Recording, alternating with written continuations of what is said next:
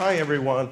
In thinking about this, I was thinking that, gosh, we've gotten so much more formal now that we have our own space. The last time I talked, it was at the old American Legion Hall. So that's probably been, oh man, 3 years ago since I last talked. And that was a lot of fun. And I kind of, I got dressed up, I went on this, but we've already started off with announcements. So I now feel comfortable that I'm at home with my friends and I'm not going to get too worried about anything. So if you haven't, everyone here has been here before, but I don't know if everyone knows me. I'm Charles Mitchell. I'm usually hiding out back there in the control room, trying to make all the video and audio and stuff work. And today, Iris's son, Michael, is back in the control room. So very much appreciate him. You can kind of see him barely through the glass back there. And I'll try and stay relatively still so you don't have to chase me around the stage. And also, I can tell you I'm going to be a little nervous still, but so if you find me reading here and all, I may tear the pages and throw them away like when I get through with it. Let's see, where the heck are we here? Well, I was going to say that I hope you all had a good Thanksgiving. We had a wonderful Thanksgiving. We went down to Houston to visit David's family, had lots of nieces and nephews, and even a grandniece and a grandnephew, and I spent most of the time on the floor playing, which was terrific fun. So I hope your Thanksgiving was fun. I hope maybe it was like a Norman Rockwell painting, or maybe it was like a scene out of The Simpsons. But either way, I hope you had an enjoyable time and are looking forward to the holiday season. Today I've titled my talk, I Am Free, I Am Unlimited. That's an old hymn that's number 322 in our Wings of Song, the hymn books that no one uses anymore because those are passé. But I still like the song, and I thought it kind of fit the theme of what I had been thinking about talking on in the last month or so. And that was sort of how to get free of stumbling roadblocks that exist in our lives. And when we go to the meditation today, we're going to sing that song. So that's why I wanted to make sure the microphone was ready for Lissy to be able to pick it up. In the last, well, I guess we started the 4T program maybe a month and a half ago, about 6 weeks back. And during that time, I've had sort of a transformation going on. It helped me a great deal. And so some of the things I'm going to talk about today come from that 4T program. A few others are I stumbled into a project management. People who are project managers have to keep certain amount of hours to stay certified.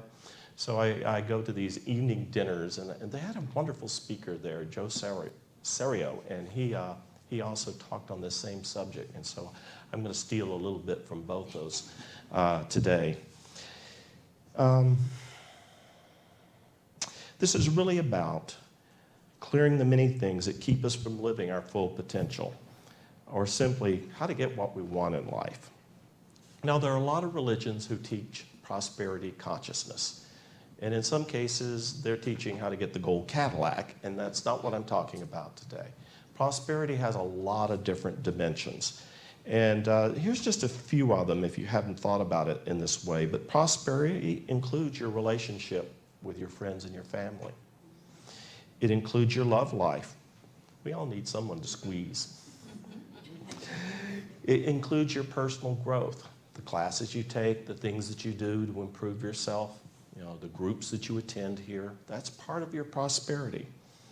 It's your fun and recreation. Everybody deserves a day off, a trip down to the Padre Island, sit in the sun, have some fun. Your home environment, it should be safe. It should be pleasant. There should be food in the fridge. That's prosperity too. Your home environment, for some people, is a little more difficult this time of year, so I would like you to keep in mind that when you walk out of that store, if you do have change in your pocket, in fact, maybe make an intent to pick up some $1 bills somewhere, because with everyone paying for everything on plastic today, the guy's out there ringing the bell madly, and there's the kettle, but there's no place to zip your credit card there. And so the contributions to the Salvation Army and other charities this time of year are down. So I encourage you to think about that, and by intent, make sure you have something on you that you can add to that kettle. Let's make sure that everyone has that home environment that's safe and that there's food in the fridge.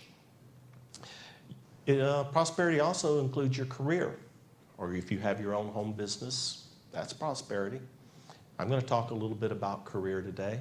I've got a big career change coming, and it took a long time coming, but I'm very happy that it's changing. Financial health, money in the bank account, a little in savings, planning for the future. I just had a meeting with my financial advisor. He just said, you know, years ago they used to tell you you need $1 million to retire. And you see the commercials with the big domino things falling over. It's not so much how much you got in the bank anymore. It's more about cash flow. So you might want to think about not letting those things necessarily tell you that that's what you've got to have. A lot of people have their own home business. Some people have a house. They move into an apartment when they get older, rent the house out, and that creates income in addition to their Social Security. Be flexible. Think in other terms other than that huge nest egg that a lot of us, this boomer included, don't have. I have nowhere near that $1 million in the bank. And I think at today's interest rates, it would probably take a great deal more than $1 million to be anything that would really provide an income. And of course, there's one other thing that I think is very important in our prosperity, and that's our physical health. That we're well, that we have no pain, that we're able to participate, to be out in the world. Those are very important things. Anybody think of anything I left out? That's prosperity. Oh, this is going to be a little interactive. I'll ask a question every so often, and it's okay to answer. Yeah. Prosperity is our connection with spirit. Our connection with spirit, our spiritual connection. Very important. How did I ever leave that one out? Thanks, Teresa. Okay, these are all things that we deserve in our lives, right? And they are all part of prosperity. Forgive me for looking down here a little bit, but I'm going to have to pick up my topic again since I've gotten way off this sheet of paper. Many of the things that I'm going to say today have been said before by Tony. Hopefully I'll give you another perspective about them. And this may help you to clear some of the obstacles that may be in your path, preventing you from having all the dimensions of prosperity that you would like to have. Some of the things may stand in your way include our fears and our beliefs about ourselves. In fact, more often than not, those turn out to be the big roadblocks that we have. Many people have a form of self-talk. It holds them back. It may be minor, or it could be quite major and be debilitating. For the longest time, I had this habit. In the middle of the day, I'd say, I'm tired. And I wouldn't just think it, I would actually say it out loud. I honestly think that I was actually mimicking something that I had heard my mother say when I was a child. And I would say, I'm tired. And guess how I would feel? Tired, exactly. Because I had this self-talk going on to tell me that I was tired. Well, it was a great excuse for sitting down, turning on the TV, and procrastinating. But that's not prosperity, and that's not what I want in my life. Self-talk is sort of a close cousin to those yes buts that Tony talks about. They're excuses for things that need to be done for myself or others. If you have a small issue with self-talk that slows you down from having full prosperity, the full prosperity you want in your life, consider creating an affirmation that is a counterclaim to the self-talk. I came up with, I am energized. So when I started to say, I am tired, I would go, I am energized. But I wouldn't say it just once. I'd say, I am energized, I am energized. And by the way, if you ever see me doing this, you'll know I'm doing an affirmation. I am energized, I'm energized, I'm energized, I'm energized, I'm energized, I'm energized, I'm energized, I'm energized, I'm energized, I'm energized. That's 10. An old habit of how to count and keep up with something that I've got. But the reason I say it that many times, and this is reflecting back to the gentleman Joe Surio's book, Overcoming Fear, is he says for anything that you've got like that in your head, you need it to be repeated at least 10 times to erase and overcome that negative thought. So I suggest if you have something like that that pops into your mind, or you may even say it softly to yourself at times, and it's a roadblock. Consider creating something that is positive and counter and repeating it to yourself 10 times. After a while, when the thought would start to come, even before I could get the words out, I would be going, I am energized, I am energized, I'm energized. And then further down the track, the thought didn't come at all. I'm energized. And in fact, that became the thing that came to me more often than not was, I'm energized. 3 o'clock in the afternoon, another cup of coffee, I'm energized. All right. In our 4T program, we're taught to say, I'm prosperous 200 times a day. 100 times in the morning and 100 times later in the day. During the class, I realized that my worries about not having enough money to make ends meet were getting in my way. Now, I can tell you that I have been unemployed. In that time, I've applied for hundreds of jobs, and I'll tell you a little bit more about this as it goes on, but tomorrow I start a new job. So, along the way, I decided to add something in, and that is, God is my source. And now, and I thank you, Laura, because you're nodding your head about this, because I can remember the last 4T program, I constantly was hearing her say, God is my source. And so I thought about that, and I adopted it. And I realized what I was really feeling inside, if not thinking it or saying it out loud, is I don't have enough. So God is my source. God is an unlimited source. So every morning, 100 times, God is my source. Later in the evening, sometimes if I get to bed, I realize, oh, I haven't, I'll be laying there in the bed. God is my source. God is my source. 10, God is my source. God is my source. God is my source. 20, God is my source. Until I get those full 200 in. Well, I was very fortunate during this time. I had a really good severance from my former employer.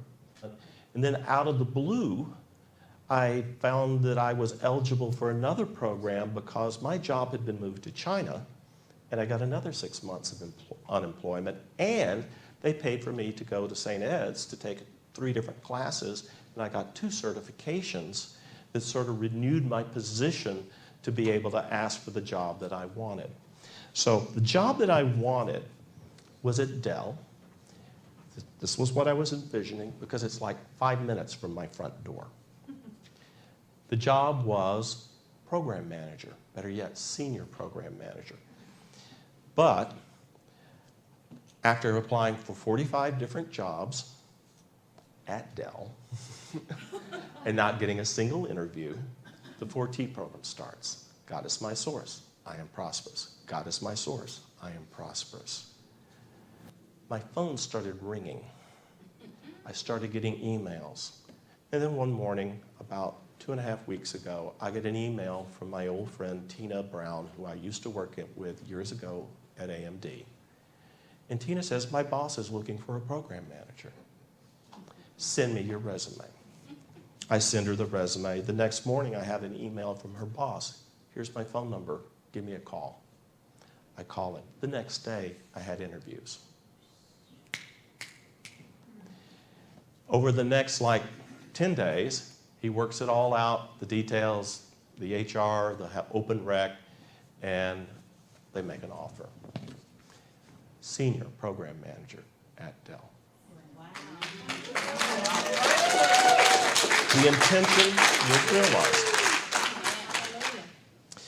So, after being involved with all these different jobs, 4 different job clubs, learning all the different tricks of the trade, perhaps the only thing that I really needed to do was remember that God is my source.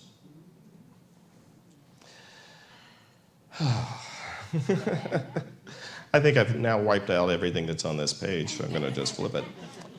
Anyway, I was even worried about, how much the pay would be because I was looking online and what they pay. There are all these things like Glassdoor that tell you those things. He came back with about 10% above that, so I was really happy. So I'm going to look forward to paying a tithe. Let me talk about another roadblock that some of us carry, a grudge, a feeling of resentment towards someone else. It's a real waste of emotional energy, you know that? But sometimes we get hooked into this thing that just hooks you. Years ago, I had a boss who kind of, at the time, made me feel miserable. It was a really rough ride. I was working, coming in on the weekends, staying to 8 or 9 o'clock at night, but I didn't seem to be able to make him happy. Now, I finally resigned that job and left because I didn't like the environment, but I carried with it a grudge. 10 years, after a while, you kind of let live and you go on, other things occupy your life. But then it happened one day when I was at AMD, oh yeah, we're hiring this guy so-and-so. I can't repeat what I said here. But it brought that all back. The grudge was still there. So during this past 6 weeks, during the 4T program, any of you know LinkedIn? Maybe you're on LinkedIn. It's the big job thing where you essentially post the equivalent of a resume and all of these things. One of the things you can get on LinkedIn is a referral or an endorsement. So here popped up an endorsement from this friend who now apparently, look, okay, he's with a company in California. So the person that I held the grudge against apparently didn't have the same emotion or feeling or interpretation of what I was holding a grudge about at all. He endorsed me as a program manager. So, once again, letting go of roadblocks. Now, this is another one where you may need to say an affirmation. Different people approach it in different ways. At the old Unity Church of Austin that was on Del Curto, we had a fellow. He was really a fun character to talk to. He was an old Vietnam vet. And he had only had one child in his life who had been murdered. But he created an altar with a picture of the person who murdered his son. And every day he prayed to let go of that and to learn to love that person instead, which is something he did to overcome that resentment. I can't imagine anything that would be more emotional, more straining than to be able to have that situation happen. But he achieved that by carefully and intentionally making an effort to love that person on a daily basis. Call it an affirmation, call it something, a gift of the Spirit. He was able to overcome those feelings of resentment and to lose that grudge. And so mine was pretty minor, but it is pretty amazing how sometimes when you're ready to let go, it happens. When I first joined Unity, is now almost 25 years ago. I'm totally off script now, so I'm going to just throw it aside. Edwin Gaines came to speak one morning. Now, if you've never heard Edwin Gaines speak, and she's back in town, go see her. I'll give you a free pass to not come here if she's across town in one of the other churches. She is a woman of power. And she talks about a lot of the things that we talk about. And I was so impressed in this first few weeks of coming to Unity in what she said. I went out and talked to her. And I asked her about some things that were going on in my life. And this was actually related to work again. Boy, just a lot of my life wrap around work. I guess I spend so many hours there. And she said, Charles, you hadn't let go of it. You hadn't let God. Now, this was a different situation. And I said, you're right. I let go. The next morning was January 9th, 1995. It was my birthday. I walked into my office at 9 o'clock. My phone was ringing as I walked in. I picked up the phone. The lady who was the HR person at this small company that I had been working for was now a recruiter for AMD. She said, Charles, I have a job for you. So from the environment that I disliked to a job that I've enjoyed for 19 years happened just like that when I was ready to let go. And Edwin reminded me of that. So now let me see if I have any other wisdom here that I can impart or tell you another story. I got past that. Okay. Last week, Tony talked about overcoming fears. You know, there are a lot of books and TV shows and movies and all that talk about the story of how someone faces their fears. Tony talked about doing a fire walk. I think most of us as a child learn that there are some fears that make sense, that are your ally. Don't put your fingers in the fire, you know, that's being one of them. Don't go across the street without looking. But there are other fears that are bullies to you. And knowing that you can overcome one of those fears can help you also have the faith to overcome things that are bullying you, that are fears. That could be anything from the fear of asking for something that you need or want, or even the fear to talk to someone that you don't feel comfortable with.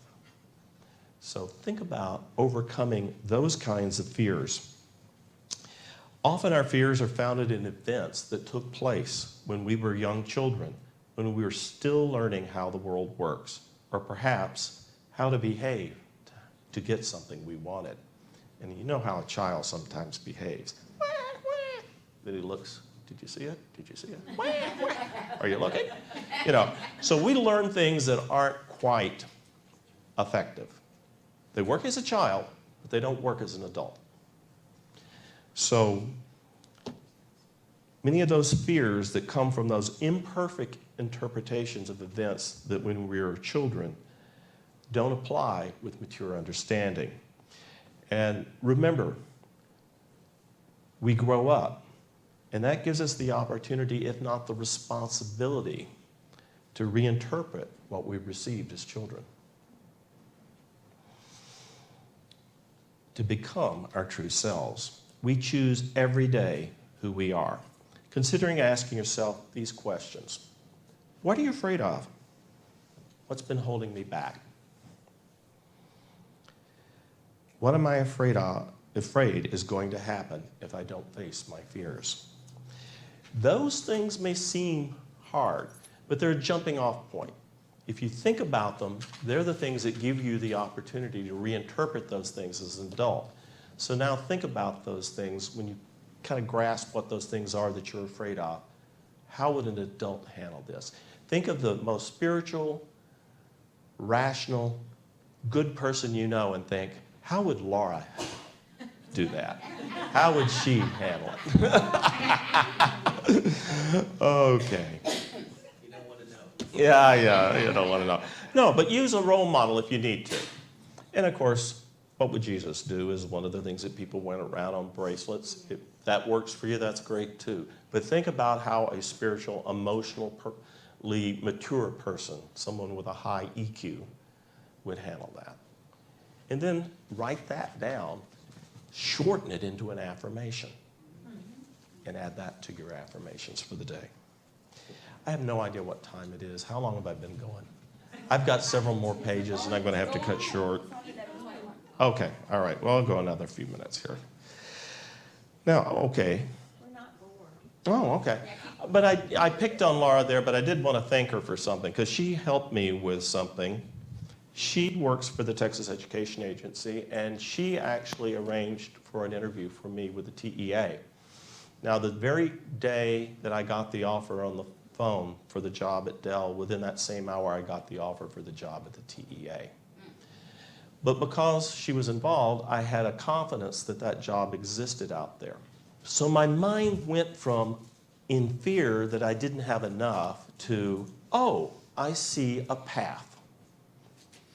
And I no longer had the fear of not being able to generate income. And that actually, I think, makes a difference to when you walk in and do an interview as to how I felt. I felt confident that I was going to be okay. The income was going to meet, so I didn't come from a place of desperation when I was in that interview.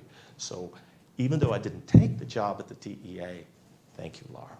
You helped alleviate that fear for me. I appreciate it greatly. Okay, at this point, I'll throw in a little bit of a disclaimer. If you have a problem with abusive self-talk, a grudge, fears, an addiction,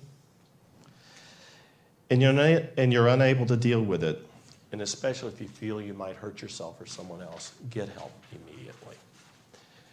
Sometimes, if it's not something that's life-threatening, you can come to Tony, you can come to a good friend, You can join a support group. You can go to a 12-step program. But if there's anything that is immediate, don't be afraid to pick up the phone and dial 911 for your own self. I'm grateful to this church, its people, and its programs. I've taken 4T twice before in my 25 years in Unity. But this time, the reminders and exercises actually changed my life. 4T probably won't be taught again for several months, maybe next year. But you know, we have something that's in 4T. We listen to the lesson in the first 40 minutes or so, and then we break apart into groups, and we do essentially masterminding.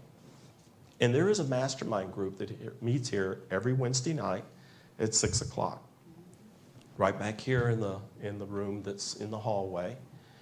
It's usually dimly lit, and a few people go into it. But we have a class in there, and I've attended that at times. And masterminding is a great way for you to support one another. So if you'd like to get some support from a group, and you've never done that before, this is a terrific way to go about doing it, because you get to say what it is that you want. I, the God within me, it's a 3-point prayer or 3-column prayer. The God within me, and then you talk about what it is that you want. And then the people in the group repeat it back to you and often expand on it. And that in itself helps you to reinforce and realize that what you want isn't necessarily a selfish thought, isn't necessarily something that you can't have, but it is something that everyone in the room wants you to have and wants you to actually have even more. So I invite you to participate in our mastermind class. So without running on too much longer, thanks for the opportunity to speak. Now we're going to sing that hymn, I Am Free and I Am Unlimited. It's a very simple hymn, and I'm going to ask our musicians and Lissy to come back up. You are free, you are unlimited, there are no chains that bind you. You are free, you are unlimited, right now, right now. You are free, you are unlimited, there are no chains that bind you. You are free, you are unlimited, right now, right now. This is a meditation taken from the writings of Louise Hayes. Take a deep breath. Hold it for a few seconds, then slowly let it out. Release all the tension in your body as you draw in another deep breath and slowly let it out. Do that again at your own pace.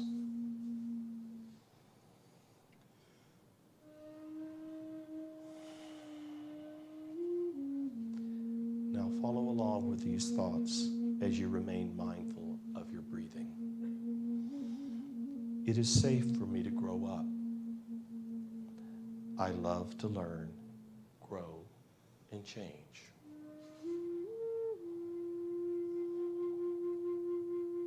I feel safe in the midst of it all, knowing that change is a natural part of life.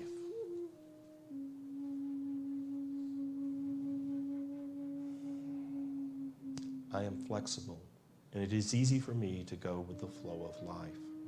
My inner being is consistent, therefore, I am safe in every kind of experience.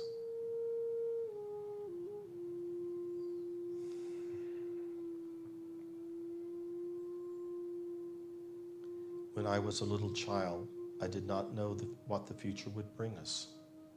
As I journey through adulthood, I realize that tomorrow is equally unknown and mysterious.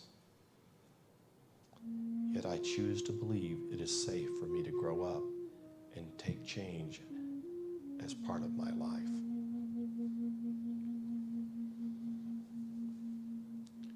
As an adult, I choose to learn to love myself unconditionally. For then, I can handle whatever the future may bring. Life loves me, and I am safe.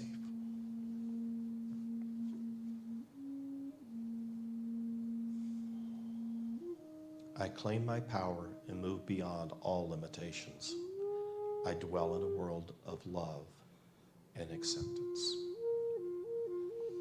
Now, by intent, take another deep breath and slowly release it.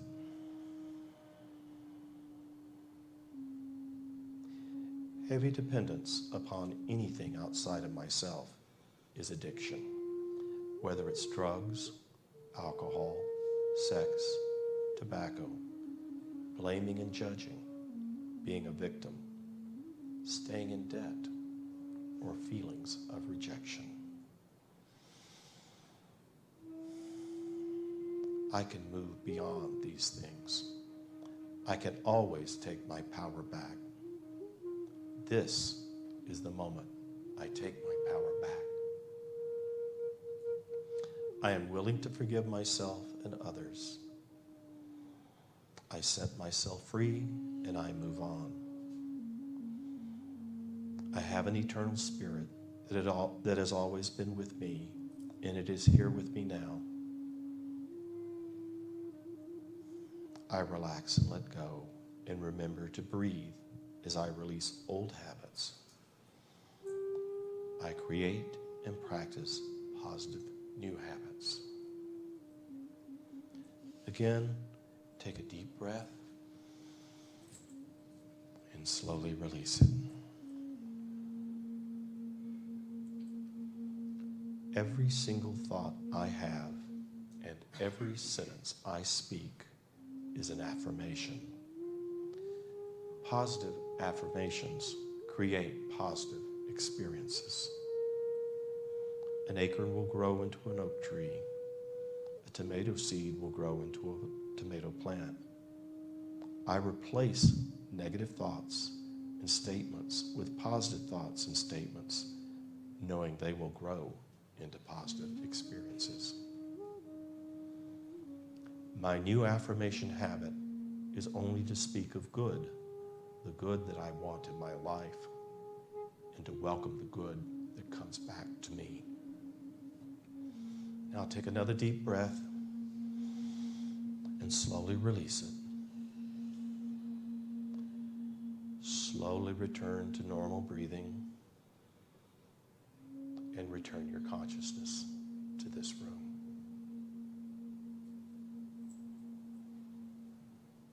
Open your eyes and lift your gaze up to the front of the room.